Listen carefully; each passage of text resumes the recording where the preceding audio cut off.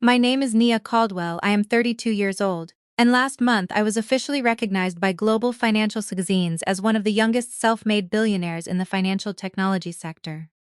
I am the sole founder and CEO of Vanguard Analytics, a massive global fintech and cybersecurity firm. But exactly 4 years ago, my mother handed me the deed to 50 acres of foreclosed, tax-delinquent dirt out in the country. She gave it to me as a cruel, vindictive joke, a public humiliation meant to remind me that I was the family failure. When she recently discovered that I was supposedly still living on that worthless swamp, she demanded it back to give to my golden child brother. When he pulled up in his rented pickup truck to evict me, expecting to see a collapsed tetanus trap, his face went completely dark when he saw the empire I had built on top of his failure. Before I continue this story, let me know where you are watching from in the comments below. Hit like and subscribe if you have ever had to stand up to toxic family members who severely underestimated your worth, only for you to silently build a fortress they could never penetrate. Growing up as a Caldwell meant projecting absolute privilege and generational wealth to outsiders, but inside our sprawling colonial home, a suffocating emotional coldness permeated every single corner. Our 6-bedroom house, with its meticulously manicured lawns and heated swimming pool, was an oppressive fortress of expectations I could never quite meet. My childhood bedroom became both my sanctuary and my prison. From elementary school through high school, I maintained straight A's, joined honor societies, and did everything humanly possible to earn my parents' basic affection. Yet it was never enough because I was a girl and my older brother Darius was the undisputed golden child. The harsh reality of our deeply family dynamic was always put on full theatrical display during our traditional Sunday dinners after church service. The dining room air was always thick with the heavy scent of smothered greens, baked macaroni and cheese, and freshly baked cornbread.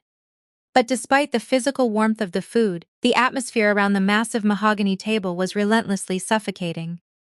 My mother, Vivian, always sat at the absolute head of the table. She wore her pristine, expensive designer church suits and her signature strand of heavy pearls, ruling her domestic domain with an iron fist and a razor-sharp tongue. 4 years ago at this same dining table, my mother had wept theatrical tears of joy. She had proudly handed Darius a cashier's check and transferred the pristine deed to a $2 million luxury mansion in California into his name. She loudly declared him the pride and joy of the Caldwell bloodline, rewarding him for supposedly securing a promotion in the tech sector. That exact same evening, I had finally gathered the courage to ask my mother to co-sign a modest small business loan. I had just made the incredibly difficult decision to drop out of my prestigious corporate law program. I realized my true passion was not in endless legal paperwork but in financial technology and algorithmic data security. I needed seed money to launch my independent firm. Instead of offering financial help or even a microscopic shred of maternal emotional support, my mother had laughed directly in my face. The sound was sharp, mocking, and designed to cut me down to the bone. She reached into her expensive leather handbag and violently tossed a crumpled manila envelope across the polished wood table. It hit my glass of sweet tea, knocking it over and spilling sticky liquid across the immaculate white lace tablecloth. Inside the envelope was a quitclaim deed to a foreclosed, rotting farmhouse sitting on 50 acres of overgrown, tax-delinquent weeds and dense, muddy swamp. She gave it to me as a cruel joke. It was a calculated, highly public humiliation carefully designed to remind me that dropping out of law school meant I was a total failure who deserved absolutely nothing but garbage and ruins. She told me the property was a financial black hole, a literal tetanus trap, and that I would probably end up bankrupt just trying to clear the dead trees. I did not cry, I did not scream. I took that piece of paper, wiped off the spilled sweet tea, and walked away without shedding a single tear. I poured my soul, my sweat, and every single penny I possessed into that dirt. I spent sleepless nights coding financial algorithms in a freezing, crumbling shack until my software caught the attention of major global investors. Now, 4 years later, they wanted the dirt back. I was sitting at the exact same mahogany dining table for another mandatory Sunday brunch. I wore a simple, elegant beige cashmere sweater, sipping my black coffee and watching the familiar, toxic play unfold in front of me. My mother, Vivian, leaned forward, her eyes narrowing as she looked at me with profound, unearned arrogance. "You know, Nia, you are incredibly lucky we even include you in these family dinners," Vivian sneered, adjusting her diamond rings. Pity goes a long way in this household. Without a single word of warning, she reached into her designer handbag and slid a thick legal document across the table. It stopped directly in front of my coffee cup. "Sign it," my mother commanded, her voice cutting through the silence of the dining room like a serrated blade. "You have exactly 24 hours to vacate that ruined, worthless 50 acres of dirt out in the country and transfer the title back to the family trust immediately." I stared at the bold black letters printed at the top of the page. It was another quitclaim deed explicitly demanding the return of the property. "Darius is bringing his wife and kids back from California this weekend," Vivian continued, her tone aggressive and entirely uncompromising. "He needs a quiet, remote place to set up the new headquarters for his venture capital branch. I will absolutely not have my highly successful son staying in some cramped downtown hotel while you play house in the muddy woods." My sister-in-law Chloe let out a sharp, obnoxious laugh from across the table. Chloe was sitting next to Darius, aggressively adjusting her massive diamond bracelets to ensure they caught the bright light from the crystal chandelier. Chloe always treated me like something vile she had scraped off the bottom of her expensive designer shoes. She viewed herself as the absolute first lady of the Caldwell family, simply because she had managed to marry the golden boy. "Let us be entirely real here, Nia," Chloe sneered, taking a delicate, highly theatrical sip of her expensive red wine. "Darius needs a massive space to store his collection of vintage cars when we ship them over from the coast. It is not like you are doing anything productive with that literal tetanus trap anyway. You dropped out of law school to do what? Play on your computer and pretend to be an entrepreneur in a falling-down shack? A college dropout like you can easily find a cheap one-bedroom apartment anywhere in the city. Just give the land back to someone who actually knows how to build generational wealth." I placed my coffee cup down gently on the saucer. The sheer audacity of their demand was almost impressive in its absolute, unfiltered cruelty. They sat there radiating unearned superiority, fully expecting me to bow my head, burst into tears, and surrender to their demands exactly as I had been aggressively conditioned to do during my entire childhood. They truly believed I was drowning in debt, living in a crumbling shack, and utterly desperate for their approval. "You gave me that land 4 years ago," I said, my voice perfectly calm and completely steady. "You stood right there and told me it was the only inheritance a rebellious disappointment would ever get from this family. Why the sudden desperate interest in my tetanus trap?" For years I had watched Vivian flawlessly manipulate the megachurch congregation and our extended relatives into believing that she was a pious saint, while she systematically drained my self-esteem behind closed doors. She had always used financial control as a heavy weapon to keep everyone strictly in line.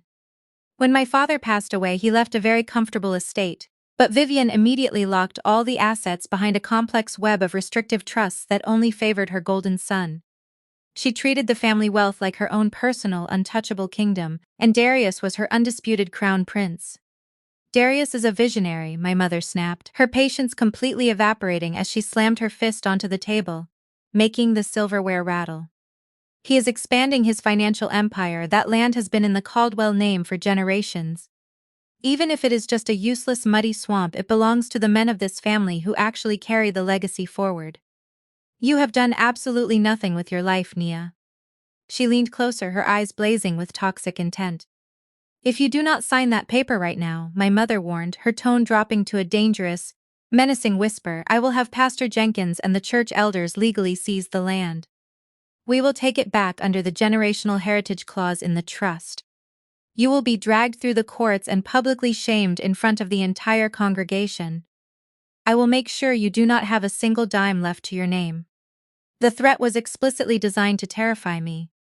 She expected me to break down crying, to beg for forgiveness, and frantically sign the document just to keep the peace and avoid public humiliation.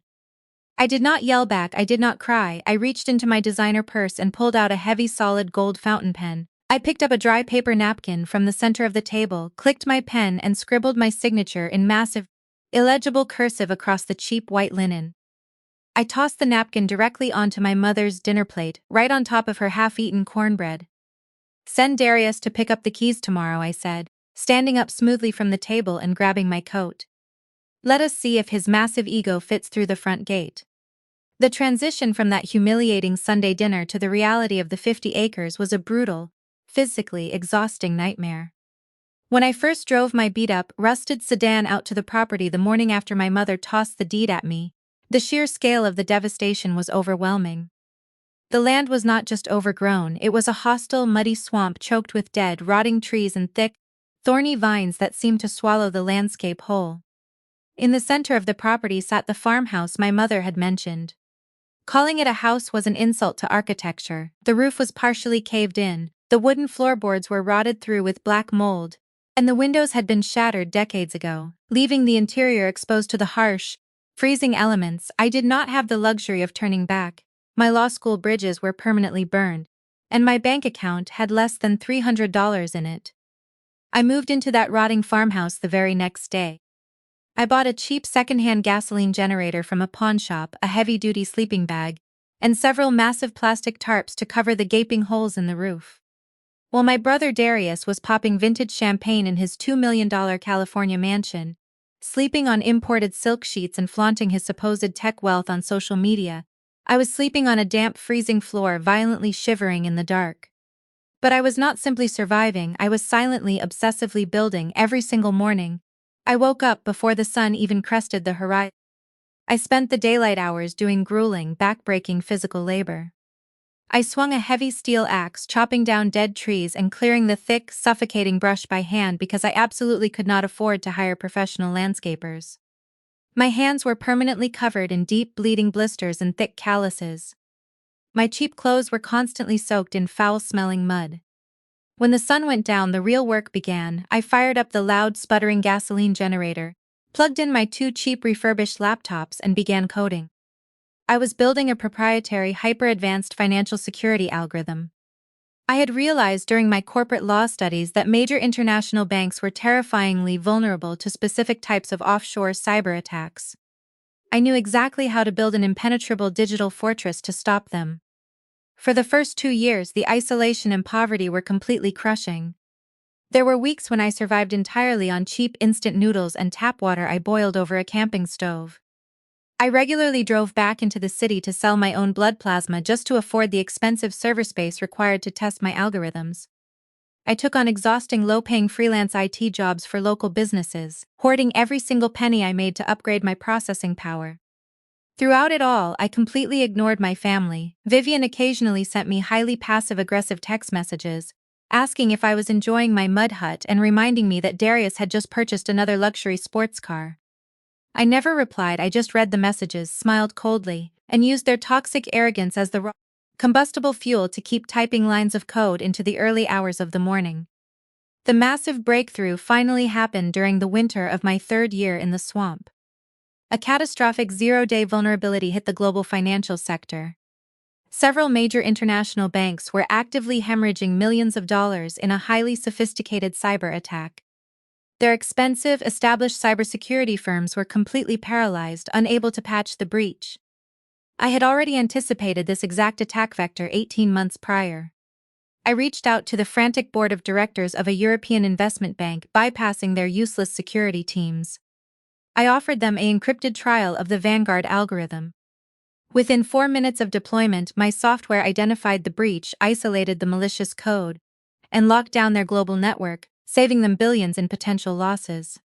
72 hours later, I was sitting in a freezing, drafty farmhouse, staring at my cracked laptop screen as a $50 million exclusive licensing acquisition was successfully wired directly into my previously empty bank account. I did not go out to celebrate, I did not buy a luxury car or a designer wardrobe. I immediately poured every single cent of that massive capital directly back into the 50 acres of dirt. I hired the absolute best commercial architects and structural engineers in the country. We drained the toxic swamp, we tore down the rotting farmhouse, massive construction crews worked around the clock, pouring reinforced concrete foundations and erecting towering structures of sleek titanium and smart glass. I laid miles of cutting-edge fiber optic cables underground, building a localized data fortress that was physically and digitally impenetrable. Within 18 months, the Vanguard Analytics Global Headquarters was fully operational. I secured 9-figure contracts with federal agencies, elite private equity firms, and international tech conglomerates who demanded absolute, uncompromising data security.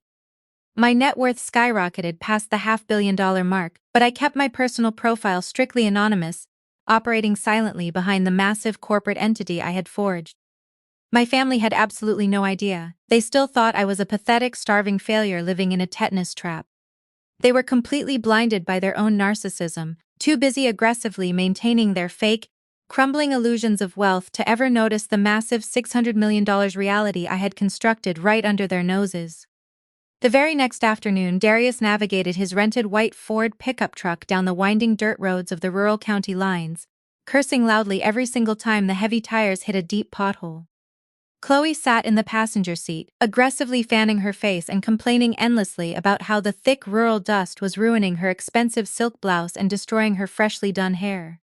She kept grumbling about how absolutely ridiculous it was that they had to drive out to the middle of nowhere on a Saturday afternoon just to evict me from a rotting wooden shack. Darius gripped the steering wheel with a smug, arrogant grin, completely ignoring her shallow complaints as he confidently assured his wife that once they kicked my miserable self to the curb, they could bulldoze the entire tetanus trap and flip the raw land to a commercial developer for a massive, quick profit. They fully expected to see a collapsed roof, overgrown weeds reaching up to broken windows, and me sitting on a shattered porch swing crying desperately over my completely failed life. They were entirely ready to deliver the ultimate humiliation. Instead, Darius suddenly slammed on the brakes so hard the truck skidded dangerously across the loose gravel, leaving deep, thick tire marks in the dirt. Rising majestically from the dense green tree line were massive, custom-built biometric security gates set perfectly into towering reinforced steel pillars. A heavy, polished titanium plaque gleamed brightly in the afternoon sun, reading, "Vanguard Analytics Global Headquarters." Before Darius could even honk the horn, the heavy gates smoothly parted automatically to reveal a pristine, winding driveway lined beautifully with imported Japanese maples and state-of-the-art surveillance cameras. At the exact end of the drive sat a breathtaking $600 million hyper-modern corporate campus. It was an absolute masterpiece of modern architecture, seamlessly blending massive floor-to-ceiling smart glass walls with sleek titanium structural framing. The main server hub building glowed with soft blue LED lighting, while affluent tech executives in expensive tailored suits strolled casually toward a luxury executive pavilion. Uniformed valet and armed private security personnel were incredibly busy directing exotic sports cars, high-end luxury vehicles and armored transport vans. Chloe stepped out of the rented truck, her mouth hanging wide open in pure, unadulterated shock. Her expensive smartphone slipped right through her manicured fingers and landed face down in the dry dirt, but she did not even bend down to pick it up.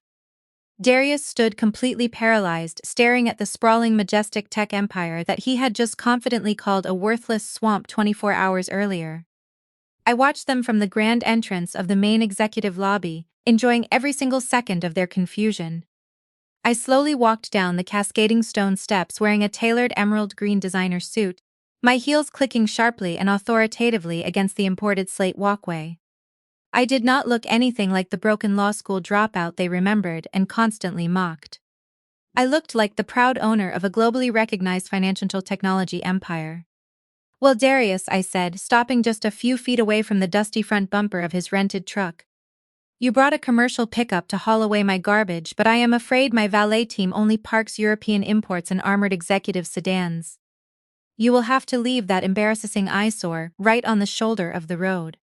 Darius blinked rapidly, his mind visibly struggling to process the massive cognitive dissonance directly in front of him. He looked at the massive glass pavilion, at the wealthy executives discussing multi-million-dollar algorithms on the terrace, and then back at me. His usual overwhelming arrogance momentarily short-circuited, but then the finely tuned survival instincts of a professional corporate con artist instantly kicked in.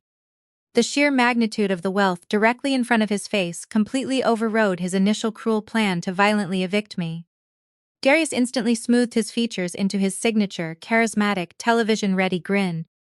He spread his arms wide open, adopting the completely fake persona of the fiercely proud and incredibly supportive older brother. "Nia, look at this incredible place," he exclaimed, walking toward me as if we were best friends who had not seen each other in mere weeks. "I am absolutely blown away by what you have masterfully done here. I always told Mom you had a hidden creative genius inside you. I always knew you just needed the perfect right canvas to paint on, and you finally found it." Chloe quickly recovered her phone from the dirt, wiped it off on her designer pants, and scurried to his side, trying desperately to match his manufactured high energy. "Oh my gosh, Nia," she squeaked, reaching out her arms as if she were about to warmly hug me. "This property is so incredibly aesthetic and gorgeous.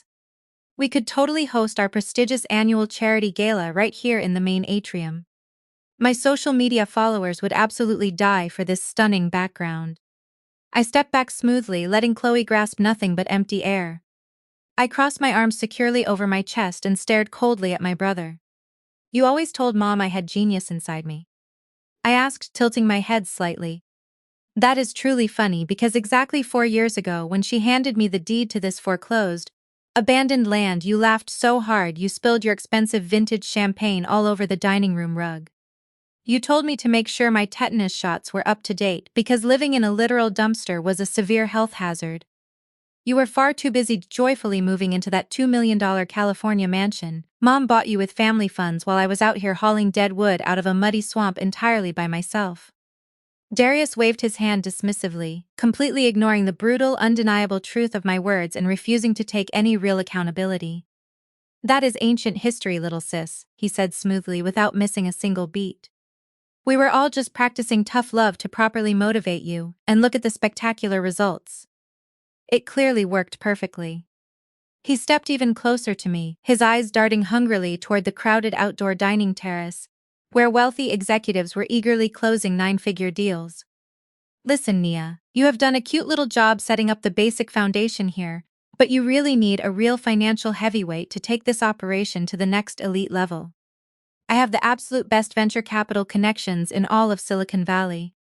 We can easily franchise this entire data security concept. We can take the Vanguard brand completely global within 2 years. I will step in right now as your lead investor and managing partner. We can easily restructure the equity today, and I will gladly handle all the corporate scaling. His financial desperation was a highly tangible thing, hanging heavy and suffocating in the air between us. I easily noticed the slight nervous tremor in his hands and the thick bead of sweat forming on his temple, despite the very cool afternoon breeze. The mighty Darius Caldwell, who always flaunted his crypto wealth and venture capital success online, was practically begging his little sister for a piece of her lucrative pie. I knew why he was doing this. I knew his California mansion was drowning in secret liens, and his foreign investors were demanding returns he simply did not have. He badly needed Vanguard Analytics to save his own skin from financial ruin.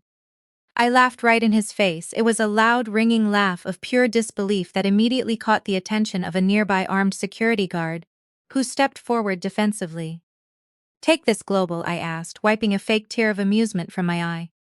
Darius, you do not have the liquidity to buy a simple turkey sandwich from my corporate cafeteria right now. You rented a commercial pickup truck because your platinum luxury car lease got violently revoked last month.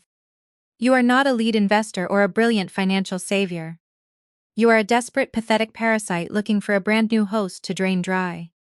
Get off my private property right now before I have my security team physically escort you out for trespassing. The charming, supportive brother facade completely shattered into a million jagged pieces. Darius lowered his arms and the charismatic smile morphed instantly into a terrifying mask of pure malice. His eyes darkened with the exact same toxic entitlement our mother possessed. You think you are absolutely untouchable because you put some expensive glass and servers on a hill? He spat, his voice dropping to a vicious, dangerous growl. Chloe backed away slightly, sensing the volatile shift in her husband, but remained entirely silent. Darius reached inside his tailored designer jacket and pulled out a folded piece of heavy, yellowed parchment paper. He shook it out violently and held it up aggressively in the sunlight. This is Grandpa's original will, Darius declared, waving the document like a weapon. It defaults all rural family real estate to the eldest male heir. You do not own this beautiful land, Nia. I do. Darius lunged forward, waving the heavy, yellowed parchment directly in my face. His sudden, aggressive movement caused two nearby executives to drop the briefcases they were holding and step away from us. I held up a single hand, signaling my security team to hold their positions. I wanted to handle this miserable performance myself. Darius was breathing heavily, his chest heaving under his tight designer jacket. His face was a mask of furious entitlement. He actually thought a single piece of ancient paper was his golden ticket to steal everything I had built with my own blood and sweat. He tried to push past me, heading straight for the massive glass double doors of the main tech building. He demanded to see my CEO office immediately, loudly declaring that he needed to take inventory of his new property. When I sidestepped and firmly blocked his path, he lost whatever thin shred of composure he had left. "You think you can outsmart me, you stupid little law school dropout?" he screamed, his voice echoing across the pristine stone courtyard. Several wealthy guests stopped their conversations to stare at the commotion, but Darius was far too unhinged to care about making a public scene. "You never finished law school. You do not understand basic property law. You do not understand generational trusts. Grandpa wrote this will 30 years ago, and it explicitly states that all rural Caldwell acreage remains in the strict control of the eldest male bloodline. That is me, Nia. You are just a girl who played contractor for a few years. You built this beautiful little data campus on my dirt. Therefore I own the campus. Now step aside before I have you arrested for trespassing on my estate." Chloe had scurried up behind him, clutching her designer handbag against her chest, nodding vigorously. She had finally found her voice, emboldened by his aggressive delusion. "You heard him, Nia," she chirped, her tone dripping with toxic condescend sweetness. "You had your fun playing business owner, but the adults are here now. We will give you a few hours to pack up your little desk. Maybe we will even write you a nice glowing letter of recommendation for your next job." I did not move a single inch. I looked at the parchment shaking in my brother's sweaty fist. Before I could even issue a response, the heavy glass doors behind me smoothly slid open. My lead corporate lawyer and business partner, Jordan Banks, stepped out onto the sunlit terrace. Jordan was a brilliant, sharp-witted federal attorney who knew every single loophole in corporate real estate and financial law. He was wearing a custom navy suit and holding a sleek leather portfolio. He had been watching the entire pathetic display through the lobby windows. Jordan casually walked down the stone steps and stood right beside me, adjusting his gold wire-rimmed glasses. He reached out and smoothly plucked the yellowed parchment right out of Darius's hand before my brother could even react. "Hey," Darius barked, lunging forward to grab it back. "That is a confidential family legal document. Hand it over right now or I will sue you for everything you are worth." Jordan ignored the threat completely. He unfolded the heavy paper, held it up to the afternoon sunlight and scanned the elegant cursive writing. After about 10 seconds, Jordan let out a loud, genuine laugh. He laughed so hard he actually had to wipe a tear from his eye. He looked at Darius as if my brother were a complete clown. "This is a beautifully drafted historical document, Darius," Jordan said, his voice echoing with sharp amusement. "The calligraphy is absolutely stunning. Truly, it belongs in a museum. However, legally speaking, it is about as valuable as a used napkin from a fast food restaurant." Darius turned a dark, furious shade of purple. "What the hell are you talking about, you smug suit?" he spat, his hands balling into tight fists. "That is a legally binding generational will signed by my grandfather. It proves the Caldwell land belongs to me." I stepped forward, taking the parchment from Jordan and casually handing it back to Darius. I looked deeply into my brother's panicked, furious eyes. I almost felt a tiny, microscopic sliver of pity for him before I remembered the years of relentless psychological abuse he and our mother had subjected me to. "You are right about one thing, Darius," I said, keeping my voice dangerously calm and perfectly level. "Grandpa did write that will. He absolutely intended for this exact 50-acre plot of land to stay in the Caldwell family forever. He wanted it to be our legacy, but you are missing a massive, glaring piece of the puzzle. A piece of the puzzle our dear sweet mother desperately prayed you would never ever discover." Darius frowned, his eyes darting frantically between Jordan and me. "What are you talking about?" he demanded, his voice losing a fraction of its arrogant bluster. "Mom gave me the deed 4 years ago. She said it was family land." "She lied to you, Darius," I stated flatly, refusing to break eye contact. "She lied to everyone, including herself. The brutal truth is that this property never belonged to Grandpa when she handed me that envelope. It had not belonged to the Caldwell family for nearly 6 years." Chloe let out a loud, dramatic scoff, crossing her arms tightly. "You are just making things up now, Nia, because you are cornered and desperate. You know Darius has the legal upper hand, so you are trying to spin some ridiculous, crazy conspiracy theory." I ignored her completely and nodded at Jordan. Jordan opened his sleek leather portfolio and pulled out a thick stack of official heavy-duty federal legal documents, completely covered in state seals and county tax stamps. He handed them directly to me. I held them up so Darius could clearly see the bright red foreclosure stamps printed aggressively across the front pages. Let me tell you a little story about our beloved mother, I said, my voice carrying across the quiet courtyard. 8 years ago, you launched your very first brilliant tech startup. Do you remember that, Darius? The one you swore was going to revolutionize mobile crypto trading. The one you convinced half of Mom's megachurch friends to invest their hard-earned retirement savings into. I took a slow step forward, forcing him to step back. And do you remember what happened exactly 18 months later, when the Securities and Exchange Commission started asking highly uncomfortable questions about missing funds? Darius physically flinched, taking a half step backward, his face drained of color as the past he had tried so hard to bury was suddenly dragged out into the bright, glaring sunlight. That was a market fluctuation. He stammered defensively, sweat now actively dripping down his neck. The market crashed. It was not my fault. It was a massive federal wire fraud, Darius, I corrected him sharply, my tone leaving zero room for debate. You were facing federal wire fraud charges. You needed $500,000 in cash immediately to pay back the investors before they went to the authorities.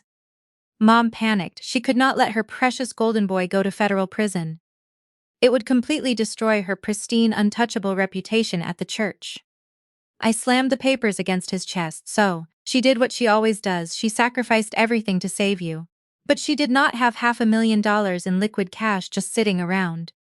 So she went to the bank in absolute secrecy. She used her status as the executor of Grandpa's estate, and she secretly took out a massive interest mortgage against this exact 50 acres of land.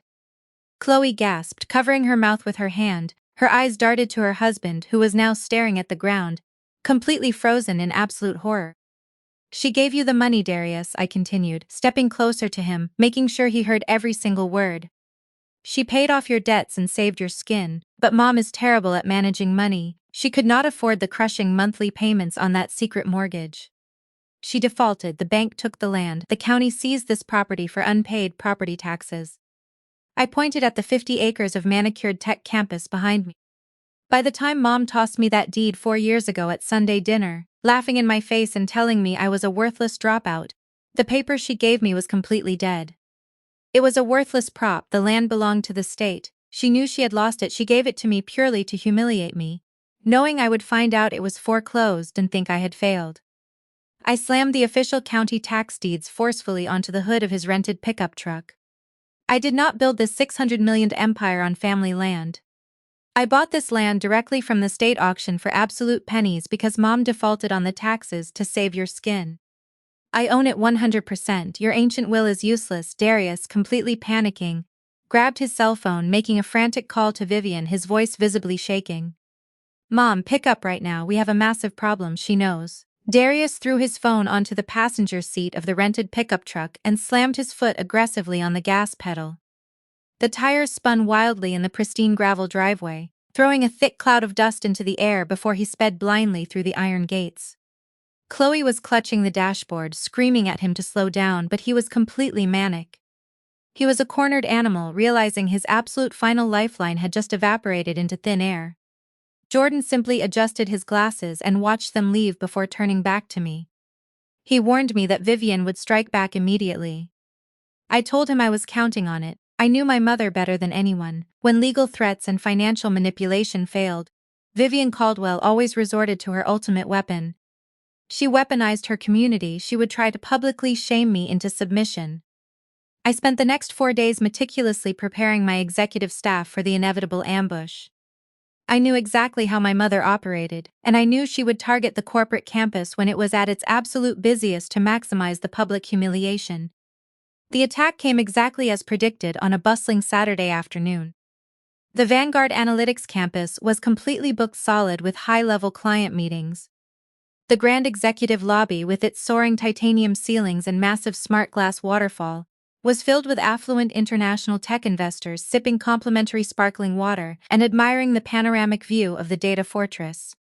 The atmosphere was incredibly serene and professional until the heavy glass front doors swung violently open, and my mother made her grand theatrical entrance. Vivian marched into my corporate lobby wearing a pristine white church suit and an oversized matching hat, looking like she was preparing to deliver a fiery Sunday sermon. But she was not alone. She had brought a fully armed spiritual militia. Flanking her on either side were completely uninvited men from her megachurch. Pastor Jenkins, the head of our massive congregation, walked beside her with four of the most senior, influential deacons. They marched across the imported slate floor with grim, righteous expressions, acting exactly as if they were stepping into a den of absolute sin to rescue a lost soul. Vivienne did not ask for a private meeting. She did not politely request to speak with me in my CEU. She walked directly into the absolute center of the crowded lobby and collapsed dramatically into one of the plush velvet executive armchairs. She threw her hands upward. Vivienne let out a loud, agonizing wail that instantly brought all conversation in the lobby to a dead halt.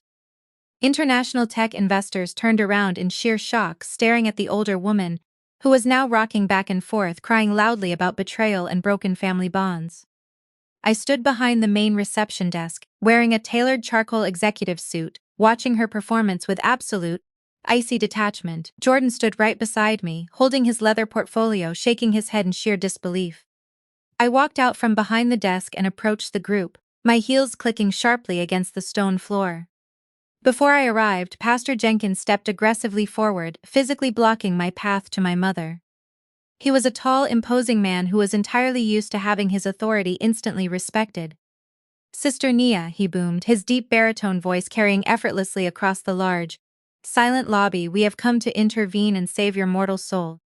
Your dear mother is absolutely heartbroken." He pointed a heavy finger at me. "She came to my office weeping in absolute agony, telling me how her own daughter has stolen generational wealth from her own blood. She told us how you used trickery and corporate deceit to steal this beautiful property from your older brother." I stared at the pastor, refusing to shrink under his heavy, judgmental gaze. I looked over his shoulder at Vivienne, who was loudly sobbing into a lace handkerchief, while a deacon awkwardly patted her back.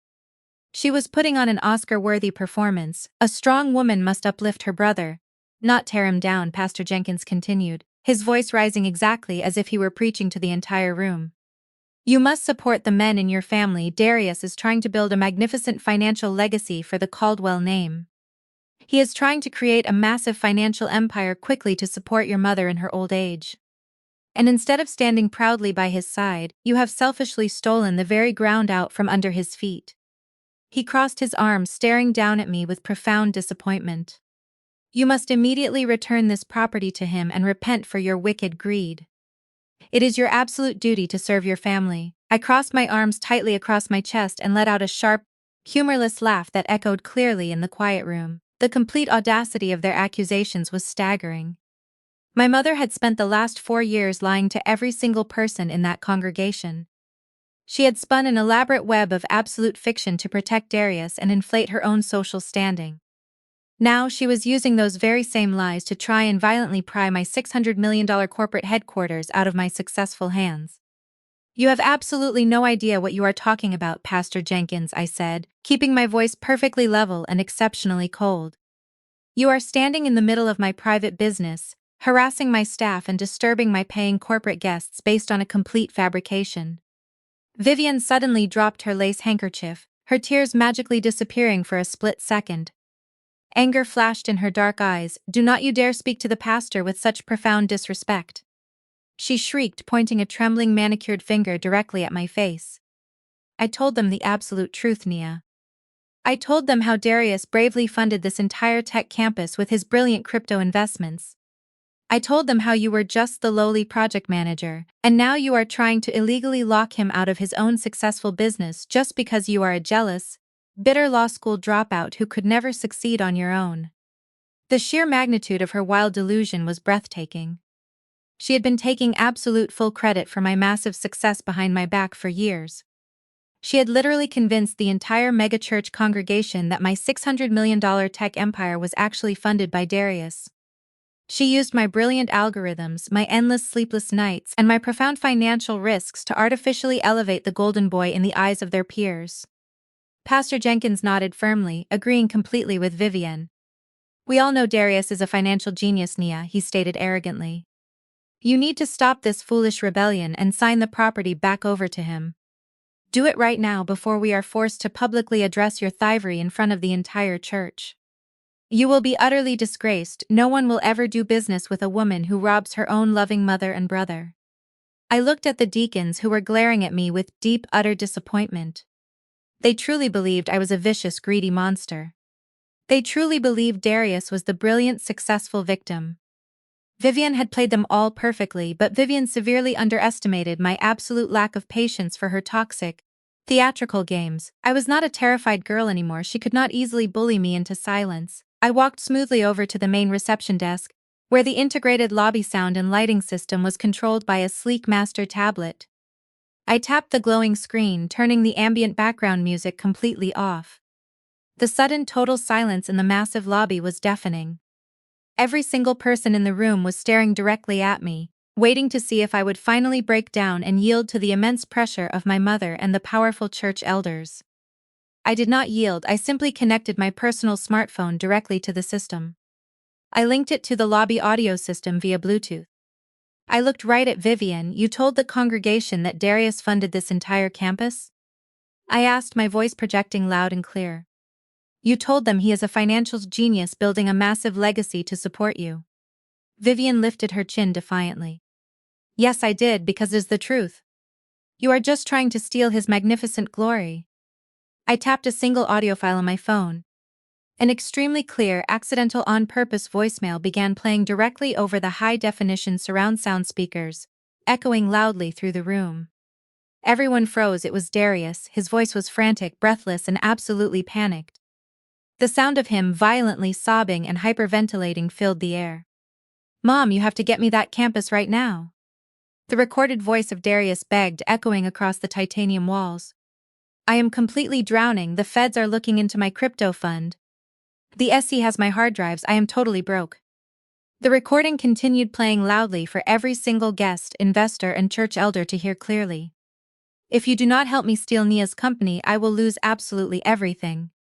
I am going to federal prison, Mom." Pastor Jenkins and the senior church elders stared at the audio speakers in paralyzing shock. The silence that followed the voicemail was thick enough to suffocate the room. Pastor Jenkins slowly turned his head to look at my mother. His expression had morphed from righteous anger to profound disgust. The senior deacons shifted uncomfortably on their feet, instantly realizing they had been used as pawns in a desperate, pathetic financial scam. Vivian opened her mouth to speak, but no sound came out. Her theatrical tears had completely dried up, leaving only the harsh, glaring reality of her massive deception exposed for the entire community to witness. Pastor Jenkins simply shook his head, turned on his heel, and marched directly out the front doors without saying a single word. The deacons quickly followed him, eager to distance themselves from the catastrophic humiliation. Vivian sat frozen in the velvet armchair, her elaborate church hat slightly skewed, looking like a deflated balloon. Darius was nowhere to be found, having cowardly hidden in the parking lot during the entire ambush. But Chloe was not finished. Her husband might have been exposed as a massive fraud, but Chloe lived for public drama, and she possessed an entirely different kind of weapon. She pulled her sleek smartphone out of her designer purse, her eyes narrowing with vicious, malicious intent. She glared at me with absolute pure hatred before storming out of the lobby, dragging her humiliated mother-in-law behind her. I thought the worst was over. I assumed the public exposure of Darius and his desperate voicemail would finally put an end to their relentless harassment.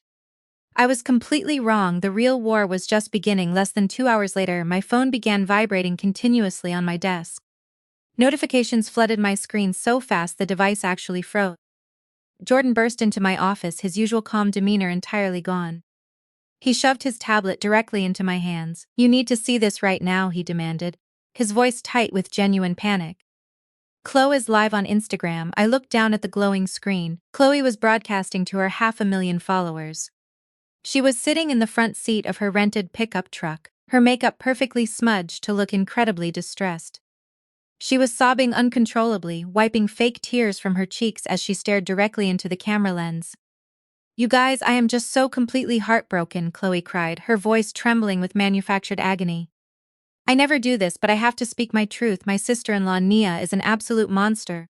She just violently threw us out of her tech campus.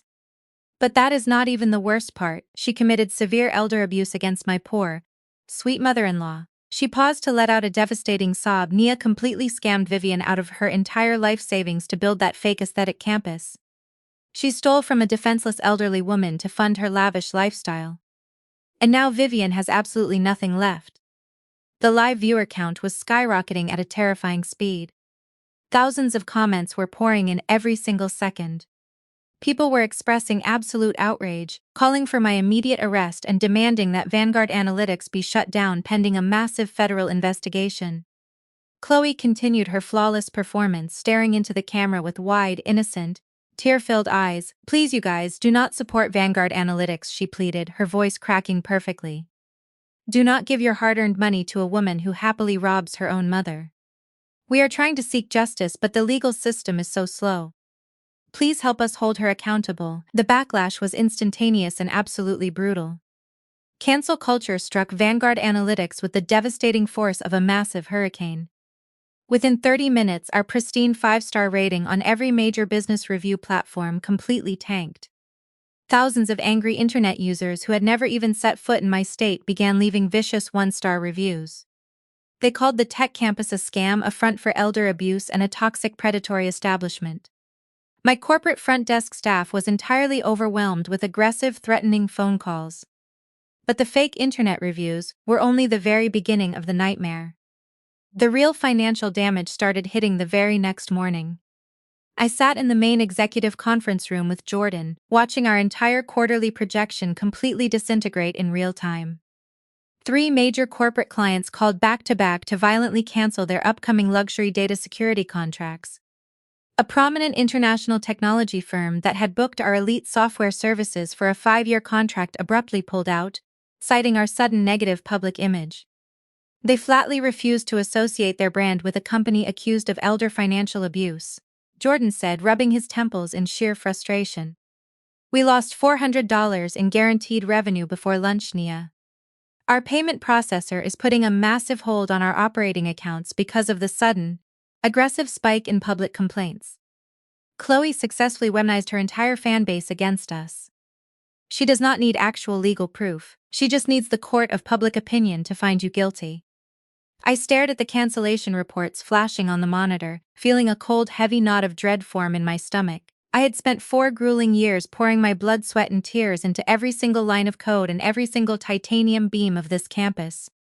I had built it from a muddy, foreclosed swamp into a luxury tech paradise. And now, a single fake crying video from a shallow influencer was tearing it all down in mere hours. It got worse. Later that afternoon, Chloe posted a highly edited follow-up video. This one was pre-recorded, featuring sad acoustic background music and a completely fabricated backstory. She sat on a plush couch speaking solemnly into the camera. "People are asking why Nia would do this to us," Chloe said, her expression deeply sorrowful. "The brutal truth is we always supported her. When Nia was a struggling law school dropout, she had absolutely nothing. I personally fed her, I clothed her, I let her sleep on my couch when she was completely homeless. Darius and I gave her money to survive. We loved her like our own child, and this is exactly how she repays us. She stabs us in the back and steals from her own mother." I gripped the edge of my mahogany desk so hard my knuckles turned completely white. The sheer absolute audacity of her lies was physically sickening. Chloe had never fed me, she had never clothed me. When I was hauling dead wood out of the swamp and eating cheap instant noodles to save money, she was busy posting pictures of her $1,000 sushi dinners, laughing maliciously at my poverty. She and Darius had never given me a single dime. They had mocked me relentlessly. Now, she was painting herself as my benevolent savior and casting me as the ultimate ungrateful villain. The internet completely devoured the fake backstory. The narrative was perfectly crafted to generate maximum outrage. I was the evil, greedy sister who bit the hand that fed her. Chloe was the beautiful, generous victim. The harassment quickly escalated from angry reviews to direct, disturbing personal threats. People were digging up my personal corporate email and flooding my inbox with vicious hate mail. "Nia, we have a massive, critical problem," Jordan said, bursting into my office for the 5th time that day. His face was unusually pale, his usual calm completely shattered. "The primary venture capital investors are demanding an emergency crisis meeting right now.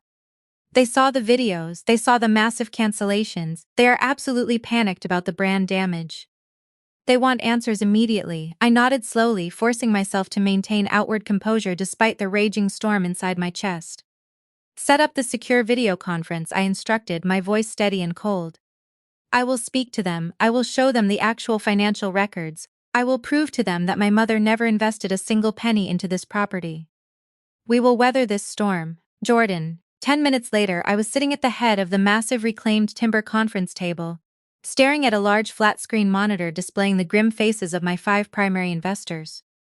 They did not look happy. They looked like men who were watching their lucrative returns evaporate into thin air.